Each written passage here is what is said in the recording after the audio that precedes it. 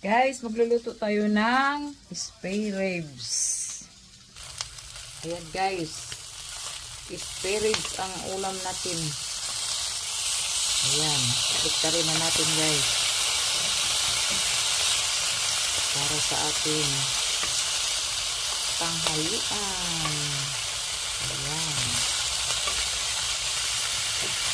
Ano lang ito guys? Sinigang namin kagabi. Tira. Tapos ngayon, ginagawa ko, pinipreto ko. Ayan. Preto na nga walang mantika yan guys. Para naitim lang yan. Ayan. Malapit na siyang maluto. Yummy, yummy.